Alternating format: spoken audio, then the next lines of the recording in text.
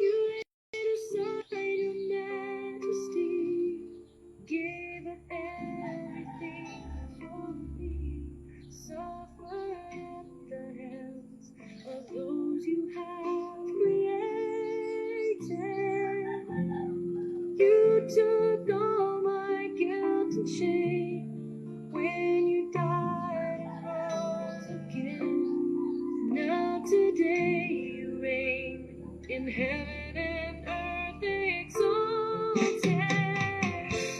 I really want to worship you, my Lord. You have won my heart and I am yours forever and ever. I will love you. You are the only one who died for me, gave your life to set me free. So I lift my voice to you in adoration.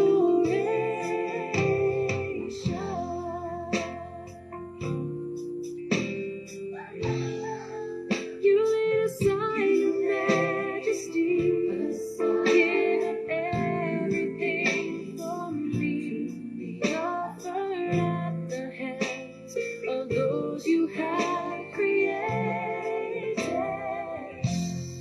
You took all my guilt and shame when you died and rose again. Now today you reign in heaven and earth exalted. I really want to worship you, my Lord. You have won my heart and I am yours forever and ever. I will love you. You are the only one who died for me, gave your life to set me free. So I lift my voice to you in adoration. I really want to worship you, my Lord. You have won my heart and I am yours forever and ever. I will love you. You are the only one who died for me, gave your life to set me free. So I lift my voice to you in adoration.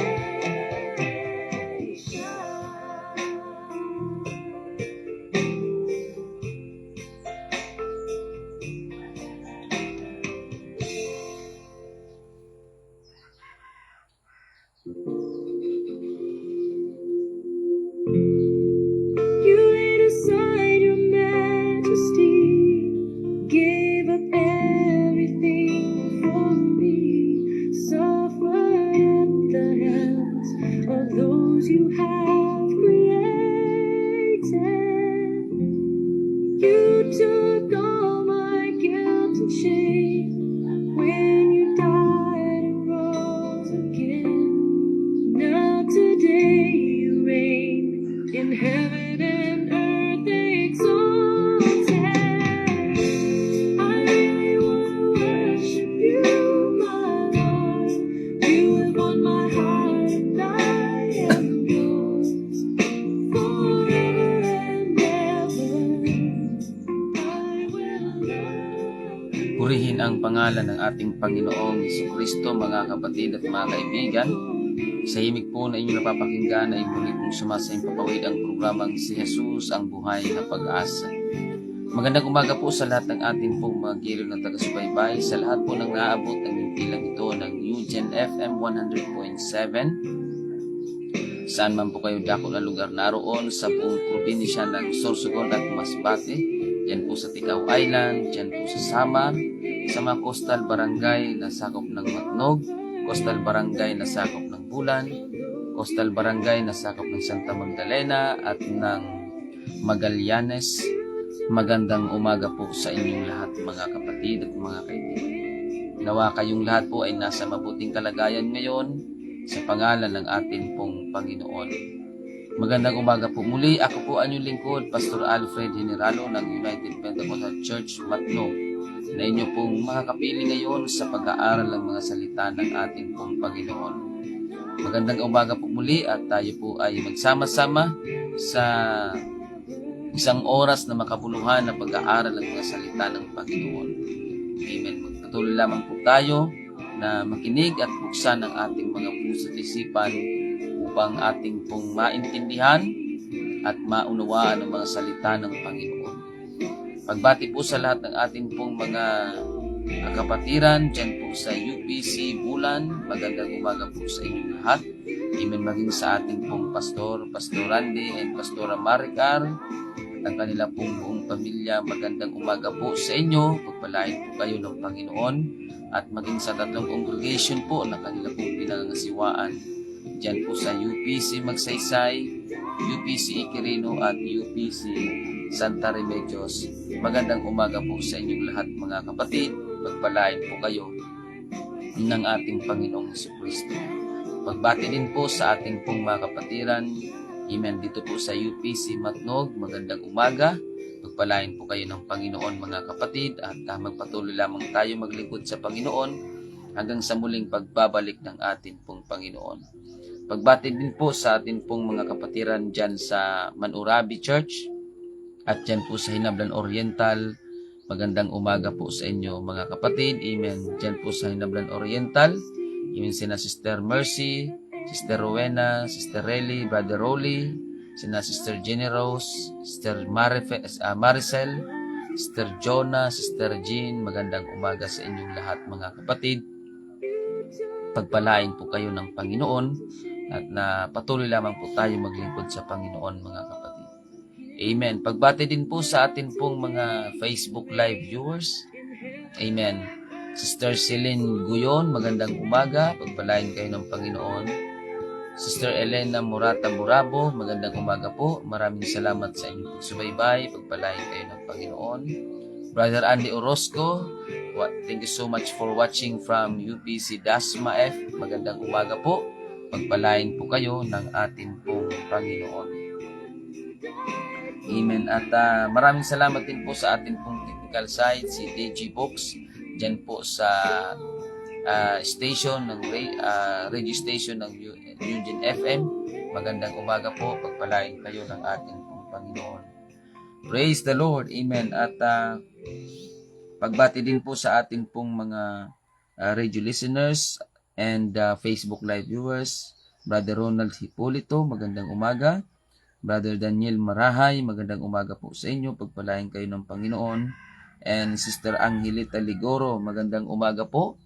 Pagpalain kayo ng Panginoon. Sister Beth Angeles, thank you so much for watching. Sister April Santos, good morning din po sa inyo. And Sister Divine Guyal, magandang umaga. Sister Gemma Guelas, amen. Brother Leo Divico Nidia, magandang umaga po. Pagpalain kayo ng Panginoon. Pagbati din po kina Sister Laura Gumban, dyan po sa Barangay Lahong Bulan, magandang umaga po. Maging kina Brother Edmond, magandang umaga. At maging ang mga kapatiran po natin dyan, amen. Maging sina Nanay Alice Yocado, dyan po sa Barangay San Juan Daan. Magandang umaga po. Pagpalain kayo ng ating pong Panginoon, ang Yocado family. Maging po ang ating pong mga kapatiran dyan sa Barangay A. Bonifacio, Barangay Tinurilan, sina Tatay Eli, sina Brother Adam at ang buong family. Magandang umaga po sa inyo. Pagpalain po kayo ng ating pong Panginoon. Maging sina Brother Arnel Guyala, magandang umaga po. Sina Brother Jimmy Himi, magandang umaga. Pagpalain po kayo ng ating Panginoon. Maging ang Soledad family dyan po sa Santa Remedios. Amen. Ang Gunillo family at ang Isiya family, magandang umaga po sa inyong lahat mga kapatid. Pagpalain po kayo ng ating Panginoong Jesucristo. Maging sina Brother Oli, Sister Ninette, dyan po sa Santa Remedios, magandang umaga. Maging sina Sister Marife, Sister Michelle, magandang umaga po. Pagpalain kayo ng ating pong Panginoon. Maging ating pong mga kapatiran din, amen, dyan po sa Barangay Sonto, magandang umaga. Ang Bakyo family, Amen. At mga kapatid natin dyan sa Barangay Aquino. Amen. Ang Griego family, ang Gotis family, ang D family, sina Brother Raymar, may sina Sister Madeline, magandang umaga po sa inyo. Pagpalain kayo ng Panginoon. At ang sa JP Laurel, ang Mustoles family, ang Jucarisa family, ang Juliano family, magandang umaga po sa inyo. Praise the Lord. At ang iba pa nating mga kapatiran dyan, magandang umaga. Sister Gina Godoyo, magandang umaga po. Sister Gina, pagpalain po kayo ng ating Panginoon dyan po sa UPC Magsaysay. At sa lahat ng atin pong mga kababayan dyan po sa Bulan, Amen, patuloy po namin ipinag-aanyaya sa inyo ang ating pong schedule ng pagsamba ngayong araw ng Sabado, dyan po sa UPC Magsaysay, alas 6:30 po ng umaga ngayong araw ng Sabado. At mamaya naman po alas 8 ng umaga dyan po sa UPC Iquirino ang ating pong schedule ng pagsamba. Kayo po ay amin pong malugod na inaanyayahan sa atin pong mga schedule ng pagsamba. At bukas naman po, araw ng Linggo, amen, ay dyan po sa UPC Santa Remedios. Amen, alas 7 po ng umaga. At kung kayo naman po ay dito po sa Matnog or malapit kayo sa Matnog, patuloy din po namin ipinag-aanyaya sa inyo ang ating pong schedule ng pagsamba. Bukas, araw ng Linggo, alas 8 ng umaga ang ating pong schedule ng pagsamba. At ang ating pong church ay matatagpuan sa Barangay Gadgaron, Purok 7. Sa boundary lamang po yan ng Manhumlad at Gadgaron ang ating pong bahay panambahan. Amen. Praise the Lord. Purihin ang pangalan ng ating Panginoon, mga kapatid. Kung kayo po ay merong mga katanungan, pwede niyo po akong tawagan o di kaya i-text sa CP number 0967-364-7164. 0967-364-7164 ang aking pong contact number, mga kapatid. Praise the Lord. Hallelujah. Purihin ang pangalan ng Panginoon, mga kapatid. Pagbati din po sa ating pong mga Facebook Live viewers, magandang umaga po sa inyong lahat, mga kapatid. Amen. Pagpalain din po kayo ng ating pong Panginoon. Praise the Lord. Amen. Ang Sister May Ocampo, amen. Brother Fentihada, magandang umaga po sa inyo. Pagpalain kayo ng Panginoon. Amen. Praise God. At maging sa mga manunood pa, magandang umaga po sa inyong lahat, mga kapatid, mga kaibigan. Amen. Sa biyaya at tulong ng atin pong Panginoon, mga kapatid. Praise the Lord. At by this time, tayo po ay magpapatuloy na sa pag-aaral ng salita ng Panginoon, na kung saan ito ang pinakasentro ng ating pong programa, ang pag-aaral ng mga salita ng Panginoon. Amen. Praise the Lord. Tayo po ay mag-aaral ng salita ng Panginoon. Simulan po natin sa pananalangin. Amen. Hiligin po natin sa Diyos ang kanyang gabay at patnubay sa ating pong pagtatalakay. Dakilang Diyos, aming Panginoong Hesus, maraming salamat po sa magandang umaga na iyong ipinagkaloob sa amin.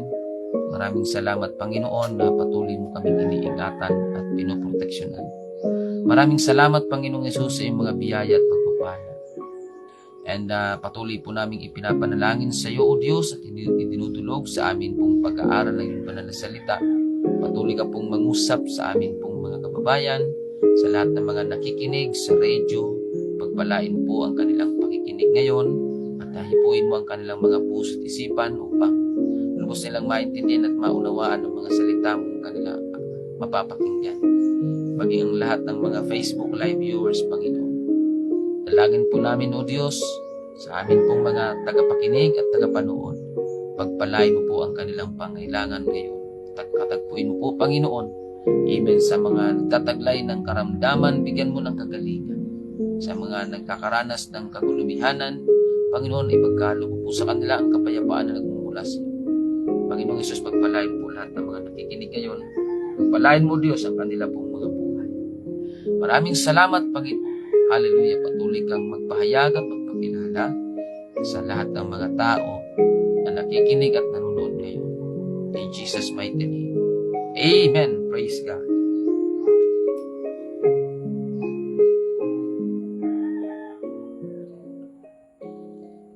Tayo ay mag-aral ng salita ng Panginoon.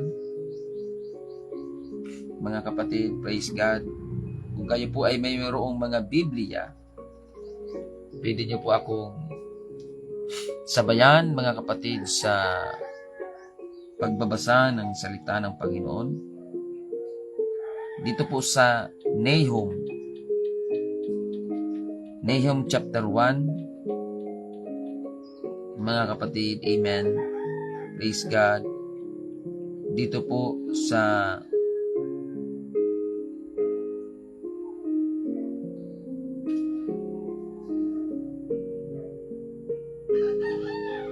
Nahum chapter 1, mga kapatid, amen. Praise God. Dito po sa verse 6. Ang sabi dito, sino ang makatatayo sa harap ng kanyang pagkagalit? At sino ang makatatahan sa kabangisan ng kanyang galit?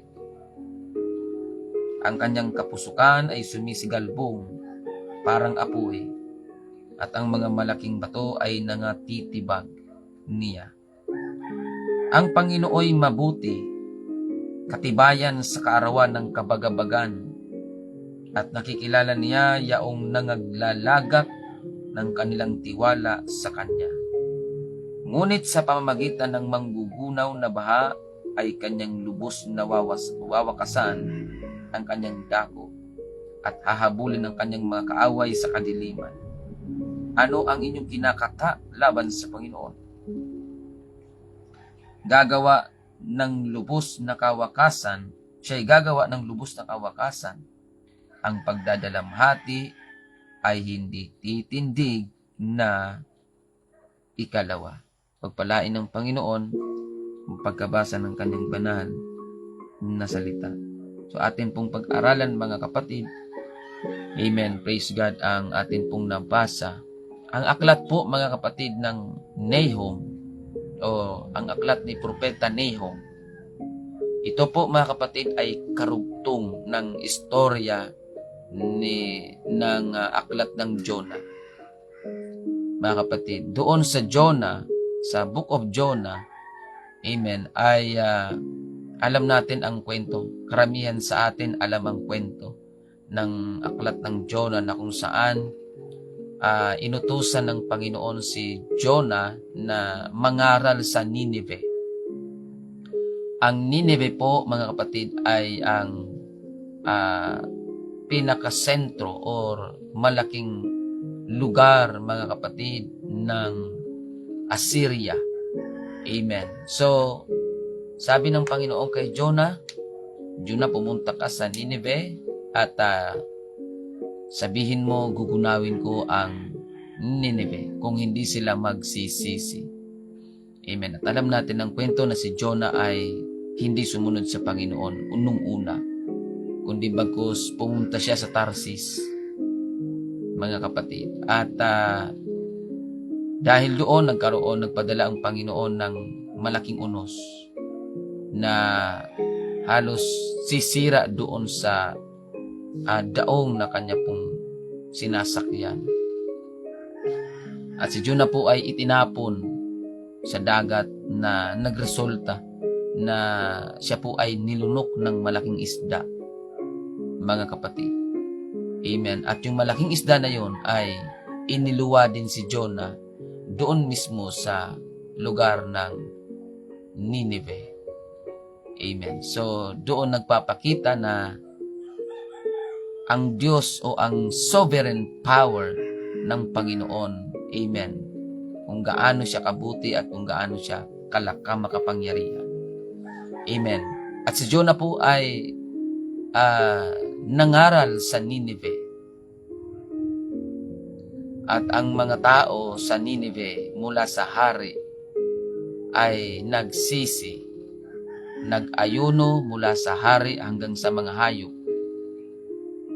ay nag-ayuno sila para hindi matuloy yung plano ng Panginoon na gunawin ang lugar ng Nineveh dahil sa sobrang kasamaan ng mga tao sa Nineveh. Amen. At amen, ang mga tao doon ay hindi na kinunaw ng Panginoon dahil sa pangangaral ni Jonah. Amen. Na warning ng Panginoon sa mga tao sa Nineveh. Amen.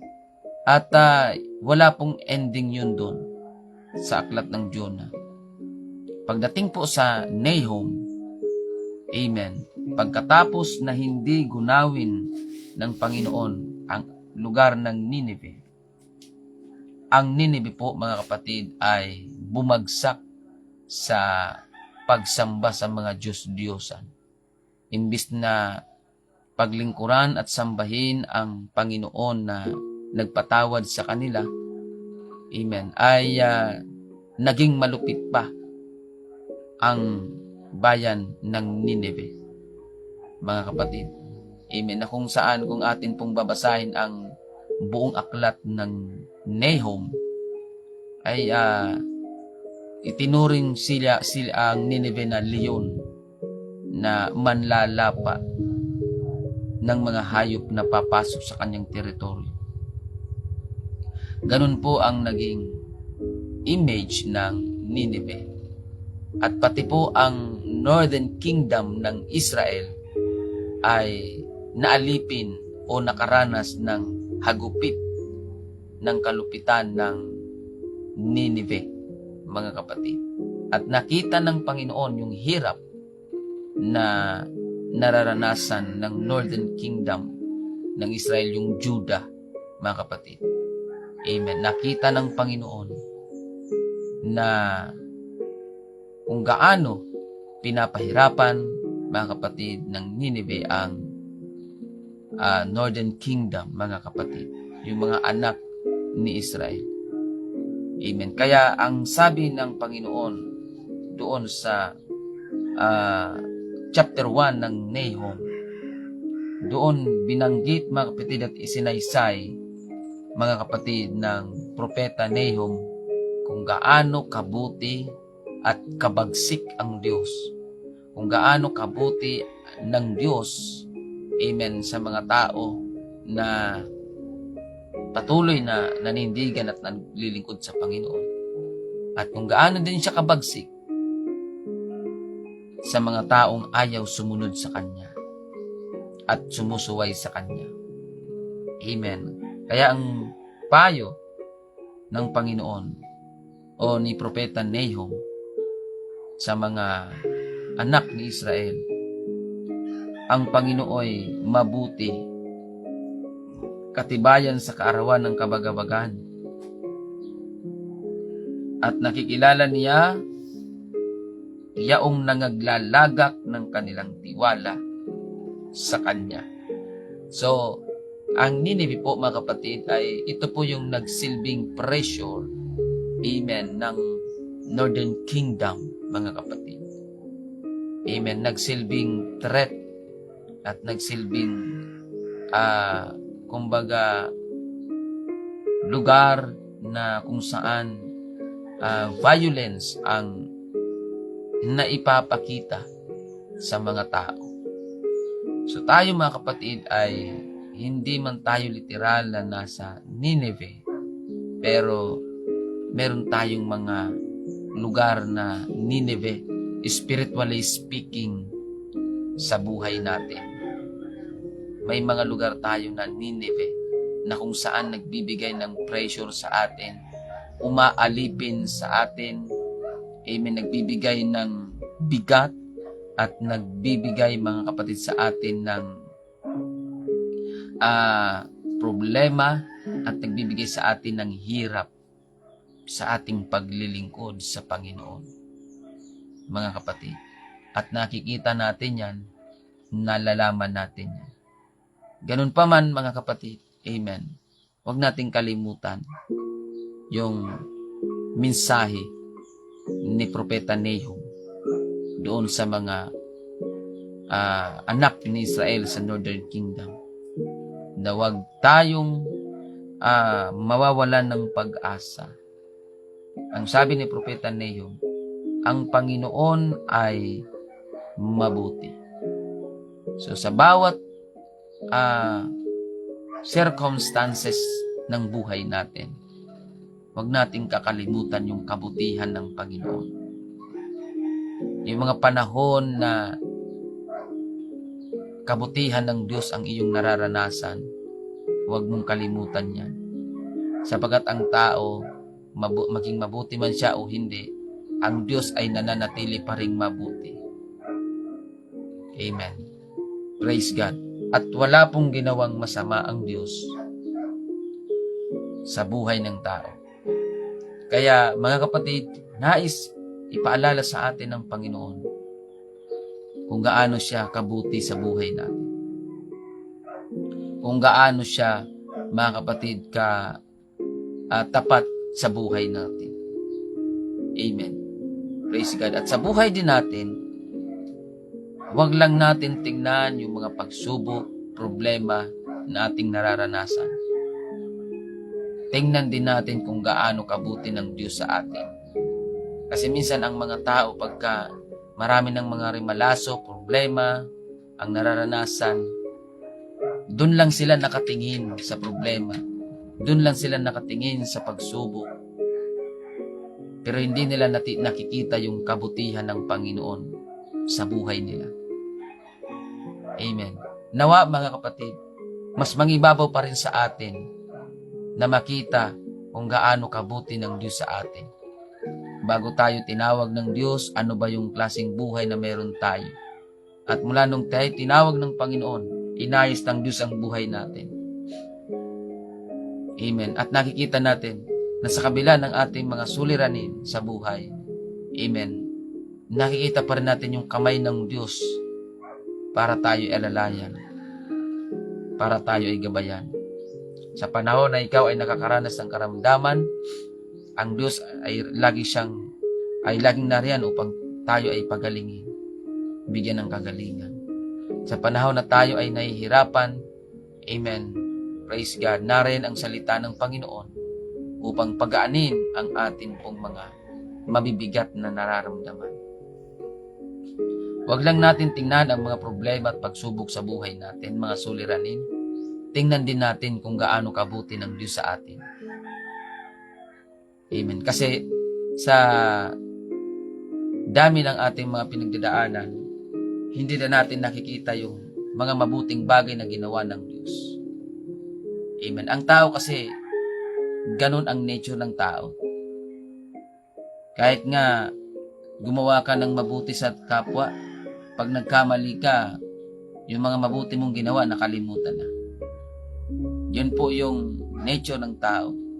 Pagka sa sampung mga mabubuti mong ginawa, nagkamali ka lang ng isa, yung mga mabubuti mong ginawa, hindi na yun naaalala. Dahil ang mas nakikita nila yung ginawa mong mali. Pero yung mga bagay na ginawa mo na mabuti ay hindi na-appreciate at hindi nakikita. Minsan ganun ang tao. Amen. May mga tao na nakikita lang nila ang kabutihan ng Panginoon sa panahon na sila po ay napagpapala o yung mga nangyayari sa buhay nila ay pumapabor sa kagustuhan nila. Doon lang nila nakikita yung mga mabubuting bagay o yung kabutihan ng Panginoon. Pero kapag may mga rimalaso na, may mga problema na, may mga suliranin na sa buhay, nakakalimutan na nila yung mga bagay na ginawa ng Diyos, na mga mabubuting bagay na ginawa ng Diyos sa buhay nila. So nawa mga kapatid, amen, praise God, huwag nating kalimutan kung gaano kabuti ng Diyos sa buhay natin. Na dati ikaw ay manlalasing, dati ikaw ay mabisyo, naliligo sa putik ng kasalanan, pero nung ikaw ay naglingkod sa Panginoon, pinatawad ka ng Panginoon, binigyan ka ng kapayapaan, kagalakan sa iyong puso at isipan, isang malaking bagay na yun na dapat nating alalahanin sa buhay. Amen. Na sa dinami-dami ng mga tao sa mundong ito, isa tayo sa kinahabagan ng Panginoon. Number 1 na dapat nating tandaan yun. Always remember God's faithfulness and God's goodness. Patuloy nating alalahanin yun. Pangalawa, mga kapatid, ang Panginoon ay katibayan sa kaarawan ng kabagabagan. Amen. Praise God. Lagi nating tandaan, mga kapatid, na ang katibayan natin ay ang Diyos. Wala sa ating lakas, wala sa atin pong kakayahan, wala sa ating abilidad ang ating katibayan. Ito po ay nasa Panginoon. Sabi nga ng Panginoon, not by might nor by power but by the Spirit saith the Lord of hosts. Mga kapatid, amen. Nawa ang gawin nating katibayan ng ating buhay sa panahon ng kabagabagan ay ang ating pong Panginoong Hesus. Sabi nga ng John chapter 15, mga kapatid, ang sabi doon, amen, John chapter 15 verse 5, kung kayo'y hiwalay sa akin, sabi ng Panginoong Hesus, wala kayong magagawa. Alam niyo, mga kapatid, gaano man kagandahan ng disenyo ng bahay, ng building, mga kapatid, o anuman klaseng building yan, gaano man kaganda ng disenyo niyan, kung mahina ang pundasyon niyan, walang silbi ang magandang disenyo kung mahina ang pundasyon sa loob nito. Mga kapatid, amen. Kaya nga ang building, bago ito pagagandahin, ang unang inaayos at pinapatibay ay ang pundasyon. Wala pong taong nagtatayo ng building na disenyo agad ang pagagandahin bago ang pundasyon. So sa ating paglilingkod sa Panginoon, walang silbi ang ating mga material na bagay sa buhay natin. Walang silbi ang buhay ng tao kung wala ang Diyos sa buhay niya. Mga kapatid, kahit gaano pa karangya, kahit gaano pa yan kasikat, kahit gaano pa yan kapopular, kapag wala ang Diyos, walang saysay ang buhay, mga kapatid. Amen.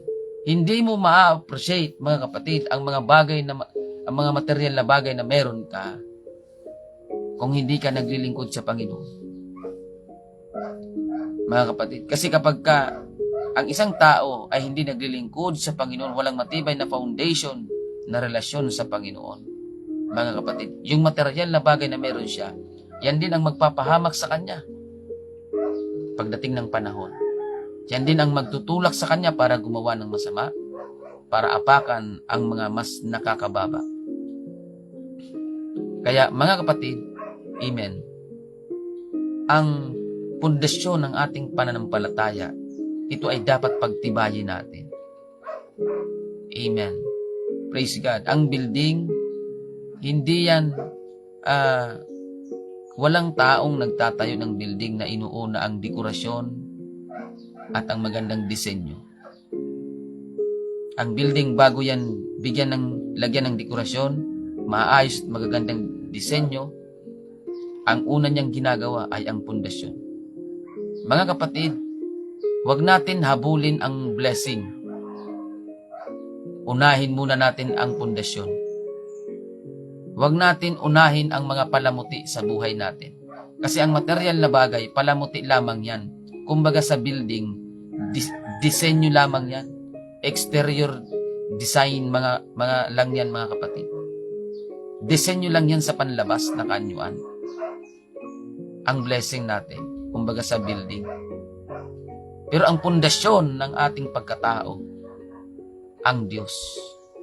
Kaya ang sabi ng Matthew chapter 6 verse 33, but seek ye first the kingdom of God and His righteousness, and all these things shall be added unto you.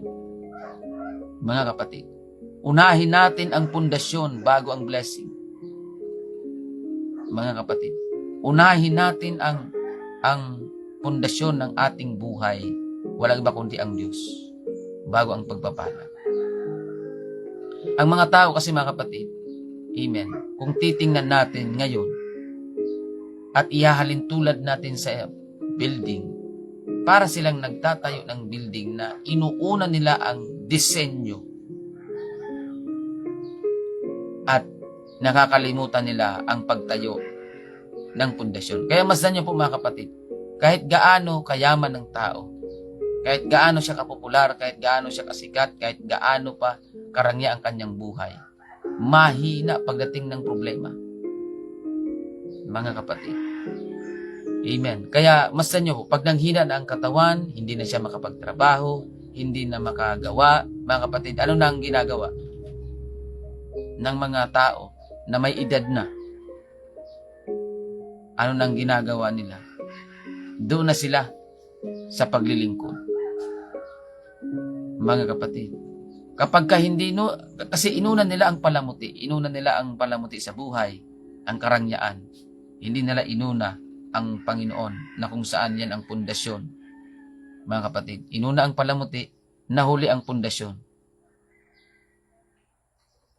So, hindi yun ang tama na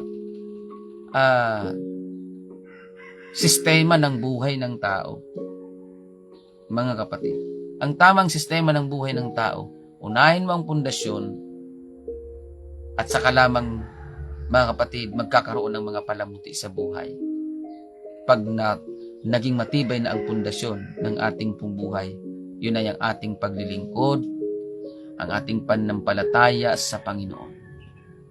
Kaya masdan niyo po sa loob ng church, karamihan sa nasa loob ng church, mga matatanda na. Mga kapatid, sila yung mga active, very active sa loob ng church. Karamihan dyan mga matanda, mga may edad na. Pero yung mga malalakas pa, mga kapatid, inuuna nila yung mga palamuti sa buhay. Na kung titingnan natin ang banal na kasulatan, unahin natin ang pundasyon. Amen. Purihin ang pangalan ng Panginoon. Amen. Kahit nga ang bahay, bago lagyan ng bubong,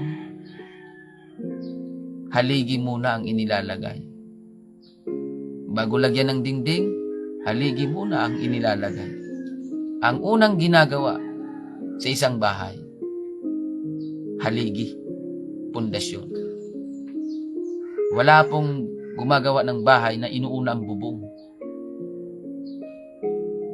Amen. Kasi ang sukat ng bubong ay nakabase yan sa sukat ng haligi ng distansya ng mga pundasyon. At ang sukat ng dingding, mga kapatid, nakabase yan, mga kapatid, sa sukat ng distansya ng laki ng pundasyon. Ganon din ang buhay ng tao, mga kapatid. Amen. Kaya nga, hindi nasusukat yung contentment or yung success ng tao base lamang doon sa mga material na bagay na meron siya. Hindi po yun ang tunay na success ng buhay. Mga kapatid, unahin natin ang foundation, ang ating paglilingkod, ang ating relationship sa Panginoon, upang dumaan man ang maraming bagyo, hindi tayo hindi ka mababagsak basta-basta, sapagkat matibay ang pundasyon ng iyong buhay. Purihin ang pangalan ng ating Panginoong Jesucristo. Nakikilala niya yaong nangaglalagak ng kanilang tiwala sa Kanya. So nakikilala ng Panginoon ang mga taong tumitiwala sa Kanya. Yung mga taong sumusunod sa Kanya at yung mga taong kumikilala din sa Diyos. Nakikilala yun ng Panginoon. Mga kapatid. Kaya nga, amen, hindi porkit na yung mga tao na kilala sa Panginoon, hindi porkit hindi alam ng Diyos ang kanilang buhay. Alam nila, alam ng Panginoon yun. Ang ibig sabihin nito, mga kapatid, alam ng Diyos kung sino lang yung mga tao na kumikilala, nagtitiwala sa Kanya.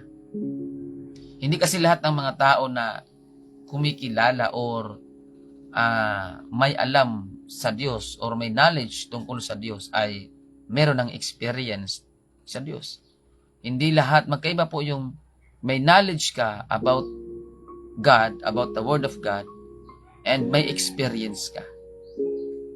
Mga kapatid, magkaiba po yun. Ang knowledge, kapag may knowledge ka lang tungkol sa salita ng Diyos o sa Panginoon, lahat naman ng tao may knowledge tungkol sa Diyos. Lahat naman ng tao naniniwala sa Diyos.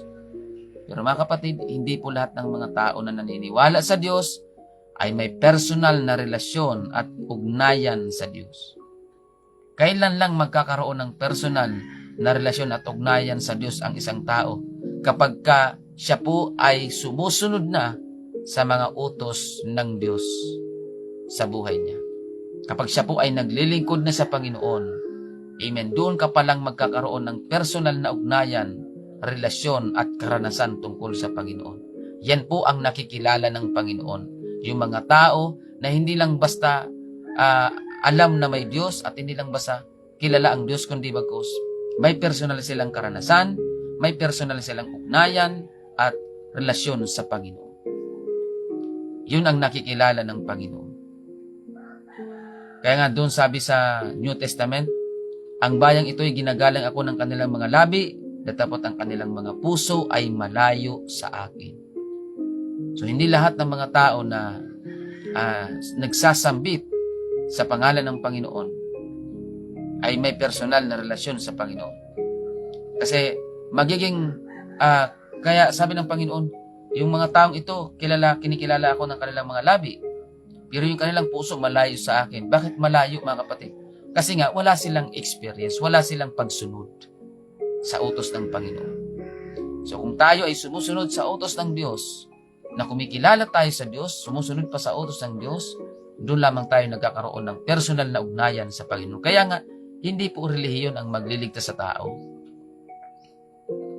Dahil wala pong relihiyon na magliligtas sa tao. At wala pong relihiyon na pinangako ang Biblia na dapat mong aniban. At kung ipagpalagay natin na may tamang relihiyon na dapat mong aniban, ipagpalagay na natin na nandyan ka na sa tamang relihiyon. Kapag hindi ka rin sumusunod,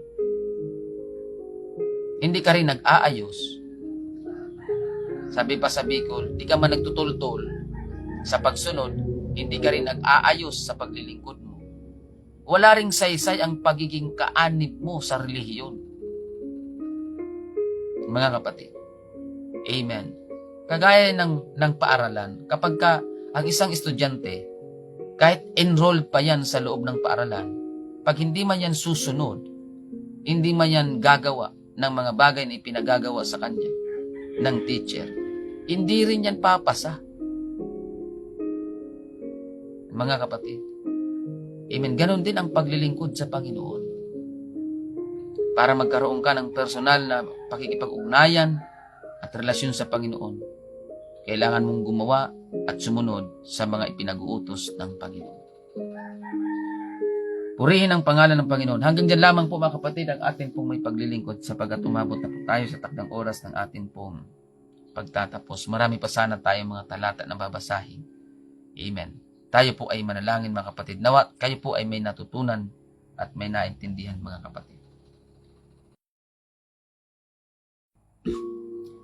Dakilang Diyos, aming Panginoong Hesus, maraming salamat po sa paalalang ito sa amin.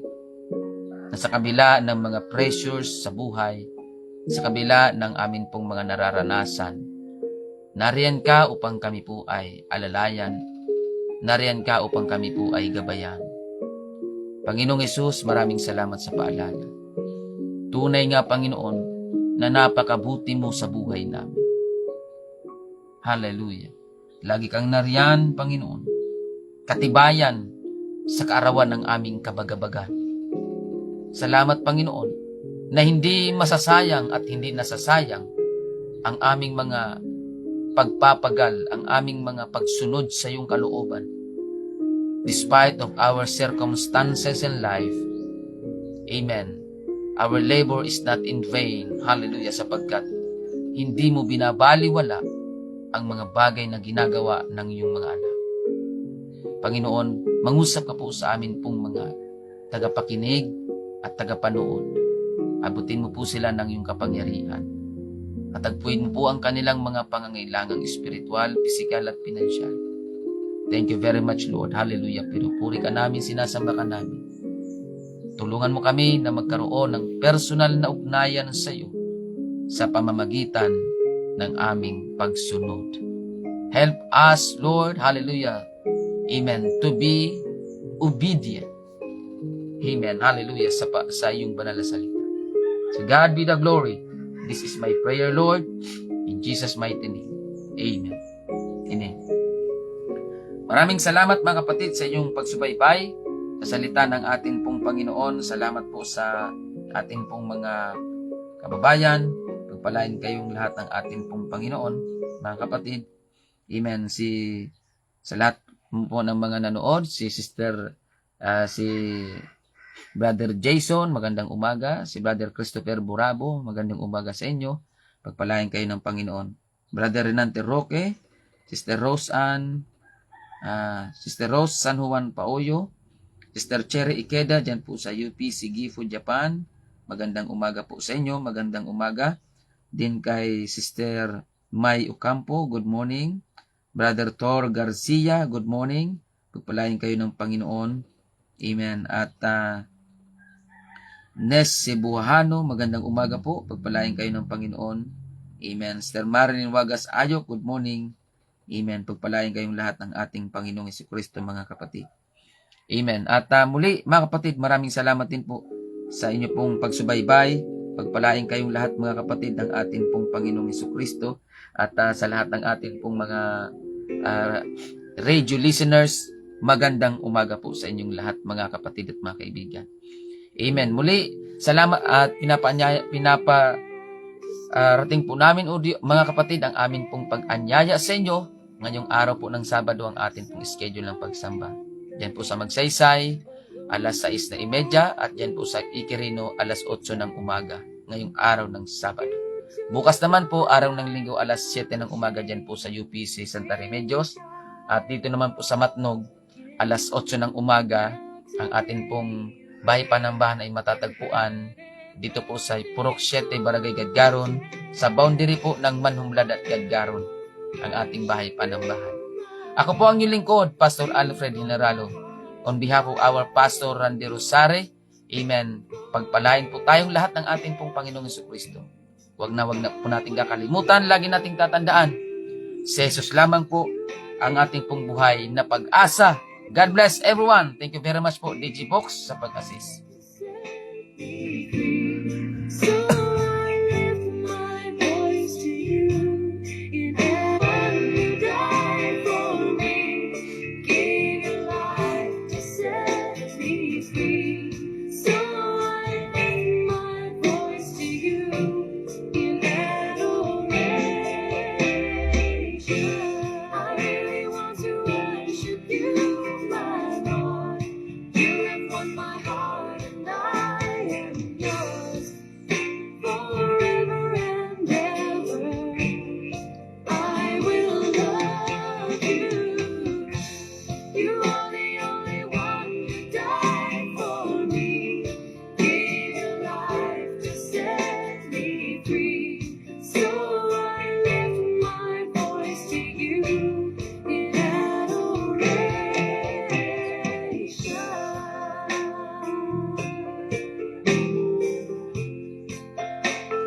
God bless everyone.